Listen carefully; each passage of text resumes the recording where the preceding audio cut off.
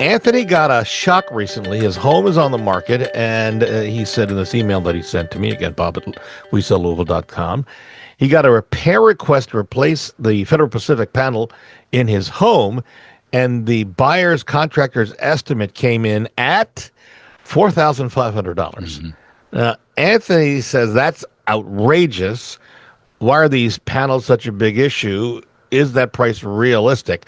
Let's take these one at a time. Federal Pacific, a problem right there. Yeah. So the Federal Pacific panels haven't been installed for more than 50 years now. So the ones that are remaining in our homes there's no replacement parts available for them. And they have just gotten to the point where we need to replace them because they are safety hazards, because the breakers don't trip and they become a fire hazard. So yeah, it's time to replace the Federal Pacific panels in the homes. All right. So now if you're selling, you got a request to replace the electrical panels, you've got to do that. But then there's another caveat here, because if you're now a home improvement coming up, any type of home improvement that requires electrical work, Brad? No, not everything. So it's panel replacements right now. What Bob's talking about is there was new rules that went into effect starting back in about 2020, but the 2023 NEC update, which is a National Electrical Code,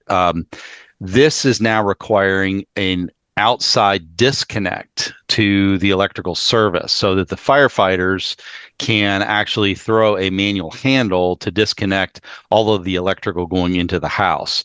So now when panels are replaced, the local code, including in Jefferson County, is requiring that they put the service disconnect outside. And even though you've got an indoor panel, it's an outside disconnect.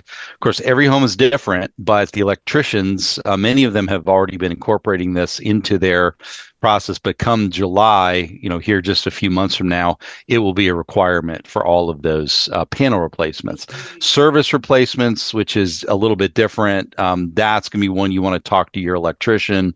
But the panel replacements are going to get a lot more expensive because of that need to do the service disconnect. And there's a lot of other components that go into it, the way that it's wired into the meter, et cetera, to allow that disconnect to work. But yeah, the prices are going to go up from that, $1,500, $2,000 we're used to now to probably double or triple that cost of these new disconnects. Wow. So you mentioned Jefferson. Are we talking about all of Kentucky and the rest of the country that this is going to happen in? It's everywhere. It's a national code. It's just enforcement is taking place in different times. Indiana has a different requirement for inspections as part of the upgrade that Jefferson County currently does not. But of course, like anything having to do with code, talk to your electrician, because those things, those requirements are changing.